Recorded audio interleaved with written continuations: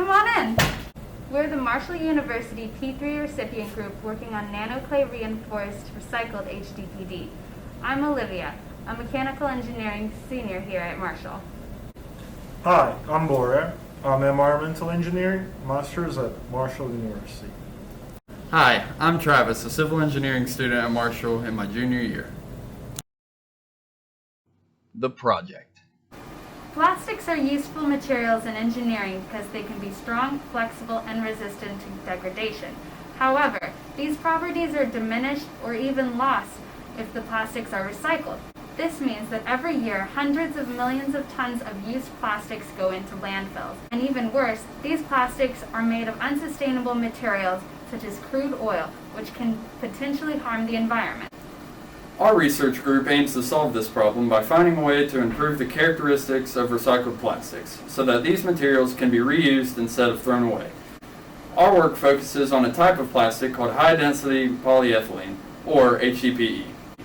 By adding nanoclay to recycled HDPE, we plan to increase the strength, flexibility, and resistance to chemical degradation so that it can be used again in engineering applications, specifically as water pipes. Here's our process. Step 1. Obtaining and prepping materials. Here we have a bag of recycled HDPE, as well as a bag of pristine HDPE. Using the grinding machine, we ensure that any large pieces of plastic are reshaped into usable pellets for the filament extruder. Plastics can be inserted at the top, where they fall down into the grinder. Small pellets are then dispensed into a tray on the base of the machine. The pellets are then cleaned and sifted to lose any extra sediment before being placed into the air dryer. Step 2. Creating filament. Now we're ready to extrude. After placing the pellets into the funnel, the plastic is extruded from the nozzle, where it can be fed into an automatic spooling feature. Here we can see our currently made spools. These spools vary in diameter as well as percentage use of nanoclay. Additionally, mixed percentages of recycled and pristine HDPE. Step 3. 3D printing.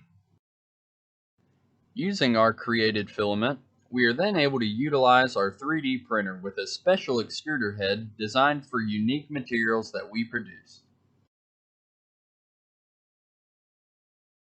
Step 4. Testing of materials. After a specimen is created, we use the tensile testing machine. This is designed to measure the mechanical strength of our blended materials. Our final test we conduct is the chemical resistance of our specimen, using a small chamber to simulate harmful environments. Expected outcomes. With the addition of nanoclay, we expect this to have a strong positive impact on the pristine and recycled HDPE. It is estimated that the nanoclay will increase the lifespan of material and fortify the HDPE's chemical resistance properties, thus making it a suitable and sustainable alternative for engineering applications such as water pipes, along with networks for wastewater treatment.